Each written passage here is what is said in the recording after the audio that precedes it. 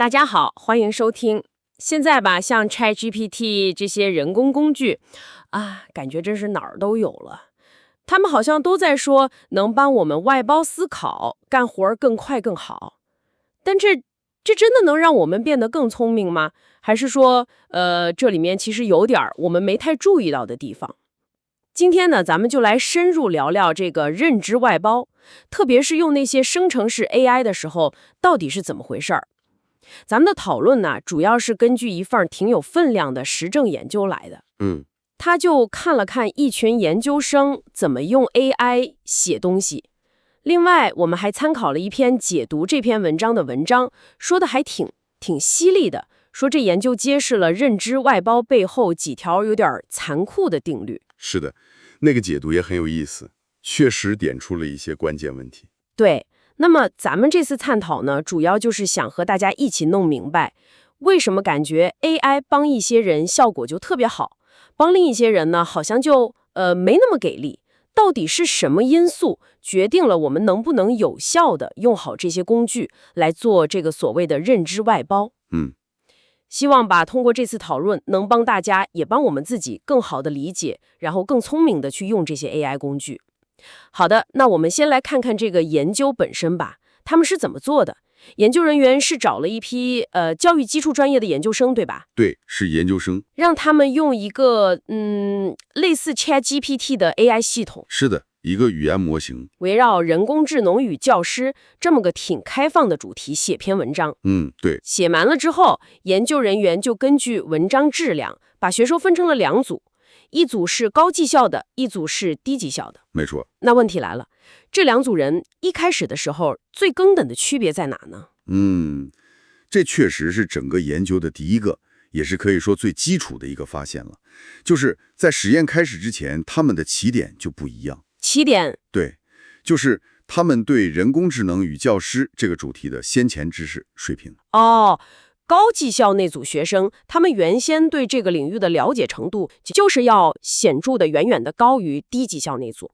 原来是这样。他们是怎么测这个先前知识的呢？他们用了一个叫概念图的方法。概念图像思维导图那种吗？有点类似，就是让学生画出来他们对这个主题相关的各种概念，以及这些概念之间的联系。你可以想象成画一张关于这个知识领域的地图，看谁的地图更详细，结构更清晰，覆盖面更广。我明白了。结果就非常明显，高分组画出来的那个概念图得分显著高过低分组。这就像是参加跑步比赛，高分组的人不仅装备更好，可能起跑线都比别人往前挪了一大截。哇，这个发现确实有点让人得琢磨琢磨。那篇解读文章就管这个叫认知的马太效应。对，凡有的还要加给他，叫他有余；凡没有的，连他所有的也要夺去。就是这个意思。那这不就意味着我们原来可能以为 AI 这种工具能拉平知识鸿沟，让更多人方便的获取知识，对吧？是啊，很多人一开始都是这么想的。但现在看来，它是不是反而可能在加速扩大这个鸿沟？难道 AI 不是我们想象中的那种知识民主化的工具，反而更像一个知识差距的放大器？这个可能性非常大，而且这项研究的结果可以说给这种担忧提供了挺强的实证支持。为什么呢？为什么知识多的人用 AI 效果就重好？这个其实也合乎逻辑。你想啊，那些已经在这个领域有比较丰富结构化知识的人，他们脑子里的地图比较清楚，他们知道哪些概念是重要的，知道这些概念之间是怎么联系的，能用更专业、更准确的词儿去思考和提问。所以他们向 AI 提问题的时候，就能提出更深刻、更具体、更精准的问题。就像你给 AI 一个特别清晰的指令，它当然能给你更好的结果。没错，就好比你去找一个专家咨询，你问题问得越到位，专家给你的建议才越有价值嘛。AI 也是类似。这是一方面，提问的质量。对，更关键的是另一方面，评估能力。拥有足够知识储备的人，他有能力去批判性的评估 AI 生成的内容。这个很重要，非常重要。他们能看出来 AI 给的哪些信息是对的，哪些可能是错的，哪些信息虽然表面看没问题，但可能有偏见，甚至能识别出 AI 有时候会一本正经的胡说八道，就是我们常说的那个幻觉。hallucination。AI 确实会瞎编，对，有知识的人就能辨别出来，但如果没这个知识基础，可能就全盘接受了。所以对于知识丰富的人来说， AI 就变成了一个特别强大的认知杠杆。杠杆儿。对，它能帮他们更快地获取信息，整理思路，甚至激发新的想法，让他们达到更高的认知水平，做出更高质量的东西。AI 放大了他们原有的能力。那反过来看呢？对于那些知识储备不太够的人，那情况就比较麻烦了。首先，他们可能就很难提出足够清晰有效的问题，结果呢 ，AI 给的答案可能就质量一般，甚至干脆答非所问。问不出好问题，自然得不到好答案。对，更危险的是，他们可能缺乏足够的知识标尺，去判断 AI 给的内容到底靠不靠谱，很容易就被那些看起来写的挺流畅、挺像那么回事，但实际上可能有错误、有偏见或者很肤浅的回答给误导了。这个确实是个风险。还有一种可能就是产生依赖心理。有些人一看，哇 ，AI 好像什么都会啊，写的还挺快，他可能就会觉得，哎呀，既然 AI 这么厉害，我自己就不用那么费劲去学、去思考了。就放弃自己努力了。有这个可能，就是说可能会抑制他自己去主动构建那个领域知识体系的动力。这就真的让人有点担心了。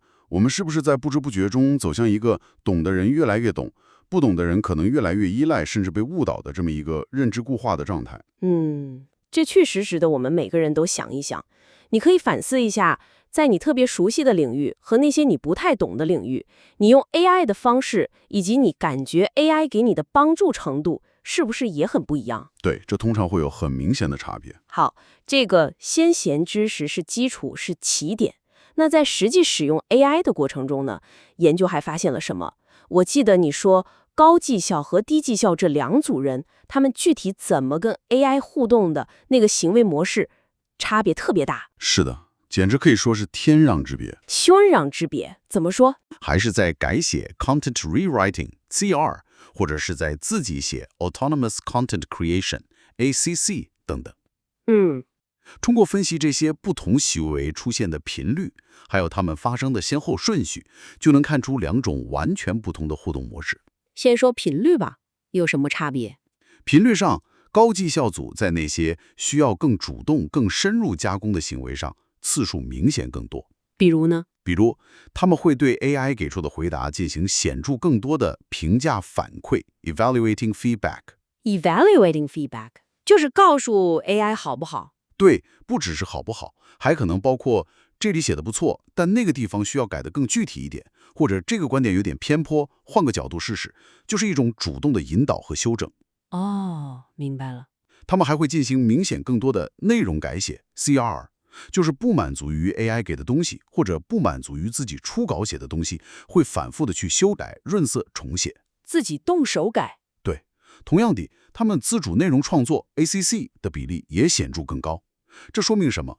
说明他们根本没把 AI 当成可以代替自己思考和写作的枪手，反而是自己投入了大量的认知努力在里面 ，AI 只是辅助。等等，你刚才说评价反馈、内容改写、自主创造，这些听起来高绩效组用 AI 反而更累呀。没错，你说到点子上了。他们并没有像我们一般想象的那样，把任务往 AI 那儿一扔，自己就轻松了。完全不是，这恰恰是这项研究里一个特别有意思，甚至有点反直觉的发现。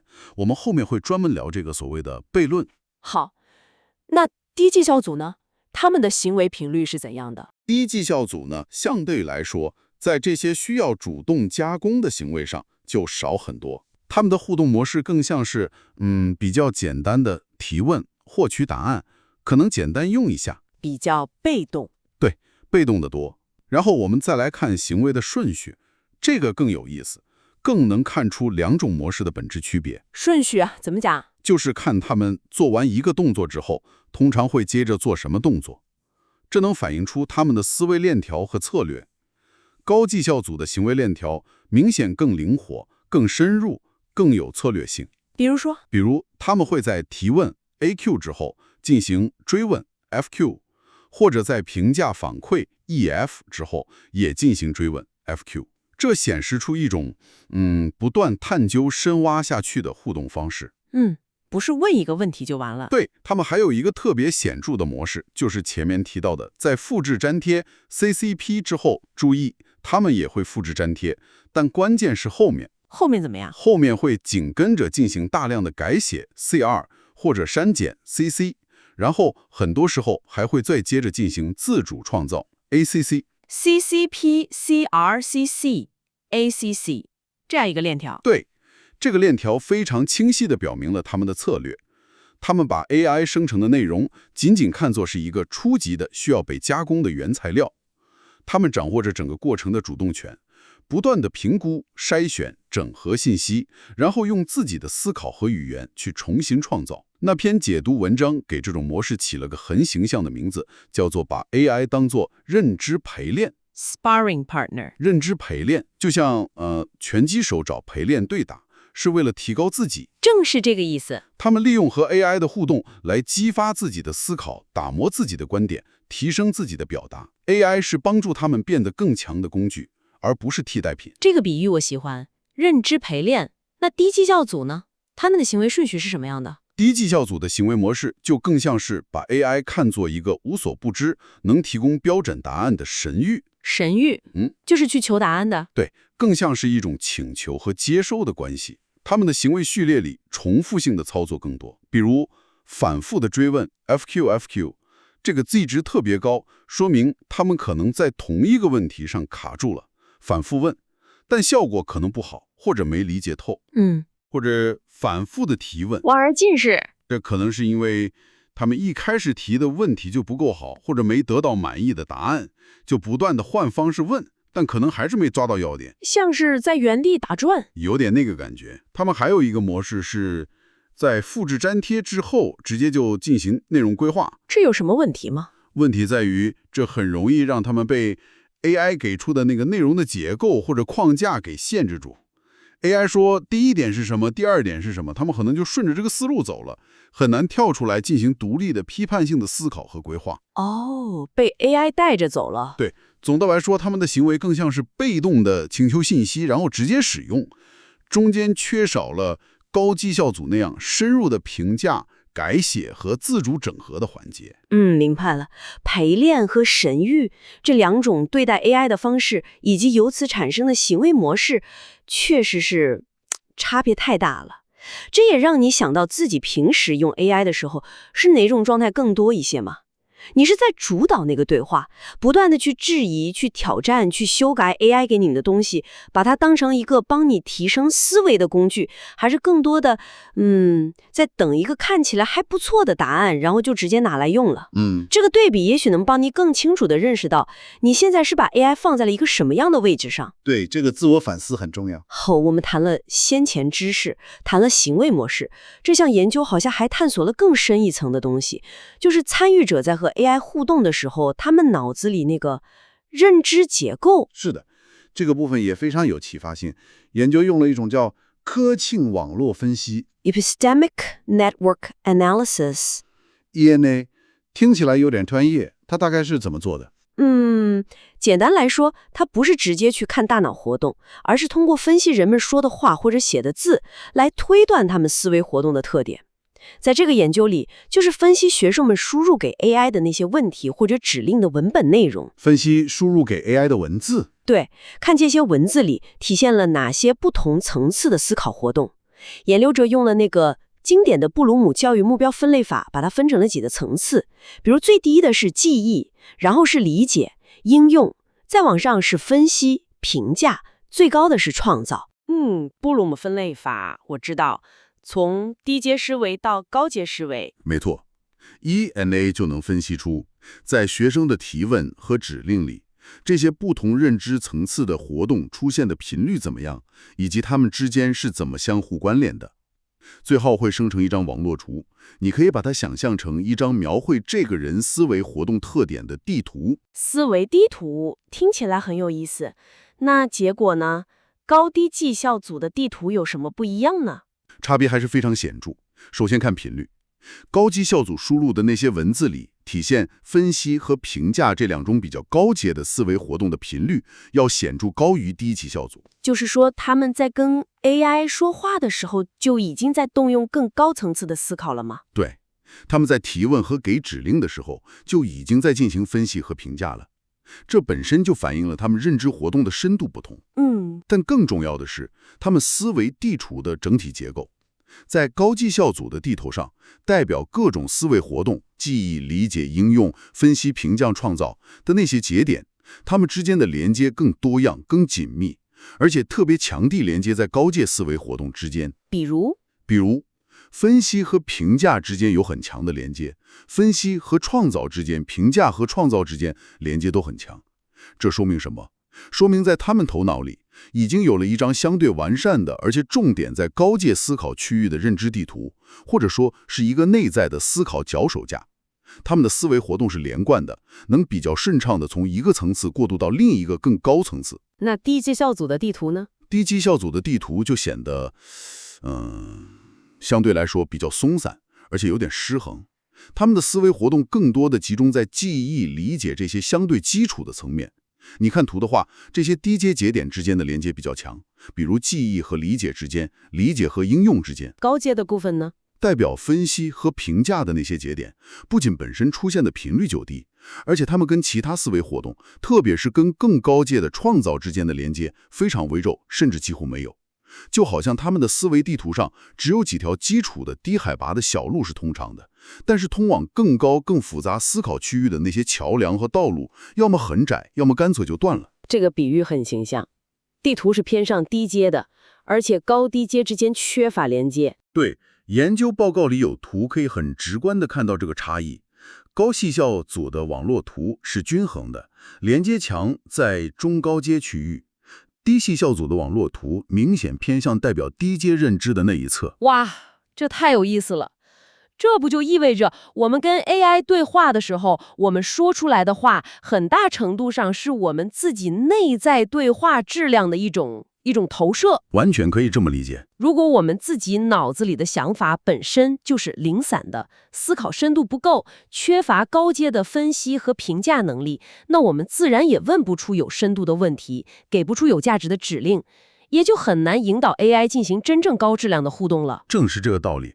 你想想， AI 它本身没有自主意识，它是在回应你的输入，你的输入反映了你的认知结构和水平，那 AI 的输出自然也就被这个水平锚定了。你头脑中必须先有一个基本的认知蓝图或者脚手架， AI 这个超级智能的助手才能在你这个结构上帮你添砖加瓦，帮你深化，帮你扩展。AI 很难为一个脑子里完全没有蓝图，或者蓝图非常简陋的人，凭空建起一座宏伟的思想大厦。它可以放大、加速你已有的结构性思考，但它很难无中生有地创造这种结构。所以绕了一圈，关键还是在于我们自己。没错，在用 AI 的同时，甚至在用 AI 之前，我们得先努力构建和强化我们自己的思考结构，特别是高阶思维能力。不能总想着把思考这件最核心的事情完全外包给 AI。对，这可能就是最核心的一点。那么问题就来了，我们该怎么做呢？怎么才能在和 AI 互动的时候，有意识地去锻炼自己的分析能力、评价能力，还有创造性联想和整合的能力呢？这也许才是真正用好 AI 的关键所在。这是一个需要持续实践和反思的过程。好了，我们讨论了这么多，现在让我们回到刚才稍微提了一下，但还没深入聊的那个悖论，就是认知外包这个词儿，听起来好像是我们把思考的负担给包出去了，但研究结果似乎显示，实际情况可能正好相反。对，这可以说是这项研究最让人惊讶，也最发人深省的发现之一了。就是那些真正有效地利用了 AI 进行认知外包的人，他们所做的实际上更像是一种更高强度的认知内包。更高强度的认知内包，这话怎么理解？你回想一下，我们刚才讲的高绩效组的行为数据，他们做了更多的评价反馈、内容改写、自主创造。对，这些活动哪一个是不需要动脑子的，哪一个是很轻松的？都挺费脑子的。评价得有标准吧，改写得有想法吧，创造就更不用说了。没错，所以他们并没有因为用了 AI 这个工具，就让自己变得更轻松、更省力。恰恰相反，他们投入了更多的认知努力和认知资源。哇，这实际上是一种全新的，而且可能是比我们过去那种关起门来一个人独立思考强度还要高的认知活动。为什么说强度更高？因为你不再是仅仅跟你自己的大脑对话了，你是在跟一个信息量巨大、反应迅速、不知疲倦的他者，也就是 AI 进行持续不断的高频率的互动。这个过程要求你时刻保持警觉，要不断的去理解他说了什么，评估他说的对不对、好不好，然后思考下一步该怎么引导他，怎么整合他的信息，怎么在他的基础上进行你自己的创造。听起来确实是对认知能力要求很高的一种活动。是的，它要求你不仅要我们一开始说的那个扎实的知识基础，能看懂 AI 在说什么，还要有我们后面谈到的灵活的互动策略，知道怎么有效的跟它陪练，更要有那个健全的高阶认知结构，那个清晰的内在地图来主导整个过程。这就解释了为什么高绩效组用 AI 感觉反而可能更累了。对，因为他们不是在卸载思考负担，他们是在进行一种更复杂、更动态、要求更高的认知活动，借助 AI 来深化和提升自己的思考。那反过来说，低绩效组效果不好，可能恰恰是因为他们太想把思考这件事给外包出去了。很可能是这样。他们可能真的试图把思考的责任完全推给 AI， 希望 AI 给个现成的答案，自己直接用就行了。结果呢？结果要么就是因为自己提不出好问题，缺乏判断力，而被 AI 带偏了方向；要么就是被 AI 本身的能力局限性，比如生成内容的 schabloneness 模板化或者缺乏深度给束缚住了，最终产出的质量自然就不高。有道理。所以你看，认知外包这个词，如果理解成简单的把活扔出去，那效果肯定不好。但如果理解成利用外部工具来辅助和激发更高水平的内部认知活动，那它的价值就体现出来了。也就是说，认知外包的真正价值，也许并不在于它帮我们节省了多少思考本身，而在于它通过这种独特的人机互动方式，用一种新的途径激发了，甚至可以说是强迫了我们去进行更结构化、更批判性、更高阶的思考。我觉得这个理解非常到位。通过和 AI 这个不知疲倦、信息量巨大的陪练反复切磋较量，我们自身的那些分析、评价、整合、创造的能力，反而可能在这个看似外包的过程中，得到了实实在在的锻炼和提升。对，这很可能就是有效认知外包的真正含义。它不是让你变懒，而是让你在另一维度上变得更勤奋、更强大。这个观点真的很有启发性。也许下次你感觉用 AI 用得特别投入，甚至有点累的时候，别沮丧。这恰恰可能说明你用对了地方，说明你的大脑正在高速运转，正在进行着深度的认知内包活动。这可能就是你认知能力在提升的一个表现。没错，这种累可能是一种积极的信号。好了，我们今天这个深入的探讨聊了挺长时间，差不多也该收个尾了。让我们再快速地梳理一下我们今天聊到的几个核心要点吧。好的。第一点，也是最基础的，就是先前知识非常关键。你对一个领域了解多少，很大程度上决定了你能从 AI 那里获得多少帮助。这里面存在着非常明显的马太效应。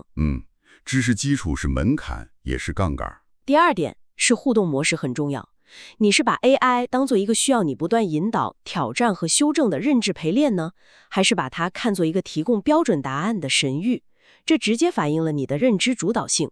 高绩效的人更像是前者。对，是主动驾驭还是被动跟随？第三点是你内在的认知结构，就是你头脑里那张思维地图或者说思考的脚手架。它的完善程度，特别是高阶思维部分的强度和连接度，决定了你能否与 AI 进行真正高质量的互动和对话。内在结构决定了外部互动的上限。最后一点，也是那个有点反直觉的悖论，最有效的所谓认知外包，实际上更像是一种更高强度的认知内包。它不是让你更轻松，而是要求你投入更多的认知资源去进行批判、整合和再创造。是的，是更高阶的认知参与。综合这几点来看，这项研究以及对它的解读，最终都指向了一个相当冷静，甚至可以说有点残酷的结论。人工智能本身并不会自动的让我们变得更聪明。它更像是一个放大器。对，它放大我们已有的优势，比如知识储备、批判性思维、学习能力，但同时它也可能放大我们已有的劣势，比如知识匮乏、思维惰性或者容易轻信。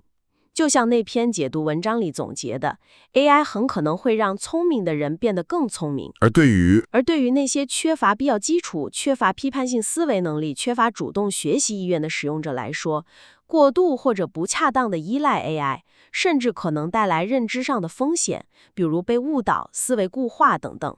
它强化的是我们已有的能力，而不是凭空创造出我们没有的能力。这个结论确实挺现实的。AI 不是万能药。那么，在讨论的最后，这份研究其实还提到了一个未来特别值得关注的方向。是什么？就是元认知。元认知这个概念很重要。对，简单说，元认知就是我们对自己思考过程的认知和调控能力。比如，我知道自己是怎么学习的，我知道自己什么时候理解了，什么时候没理解，我知道该用什么策略来解决问题，还能评估自己做得怎么样。就是对思考的思考，对认知的认知。没错，研究者推测这个元认知能力在认知外包这个过程中，可能扮演着极其重要的角色，甚至可能比先前知识本身还要关键。为什么？因为一个元认知能力强的人，即使在某个领域知识暂时不足，他也可能更清楚地意识到自己的不足，更有策略地去提问，更能批判性地看待 AI 的回答，也更懂得如何利用 AI 来帮助自己学习和弥补差距。他还更能监控自己是不是被 AI 带偏了，知道什么时候该停下来，调整策略。这很有道理。元认知能力强的人更像一个聪明的学习者和思考者。对，所以这就引出了我们最后留给大家思考的一个问题。当你正在收听的你，当你在使用人工智能的时候，你对自己当下思考过程的那个觉察程度有多高呢？你能意识到你现在主要是在用 AI 帮你回忆信息，还是在分析它的逻辑，或者是在对它的观点进行批判性评价吗？你能比较清楚地判断什么时候你可能被 AI 的回答带偏了思路，什么时候你需要换个问法，或者需要自己去查证一下吗？如果我们开始有意识地去提升这种对自我思考过程的元认知能力，去更好地规划、监控和调整我们和 AI 的互动方式，那又会如何改变我们外包认知的方式，以及最终我们能从中获得什么呢？这可能不仅仅是关于如何更有效率地使用 AI 工具的问题了。是的，这或许更是关乎我们在这个越来越智能化的时代，如何保持清醒的认知自主，如何实现持续的个人成长和心智成熟的关键所在。值得我们每个人深入思考。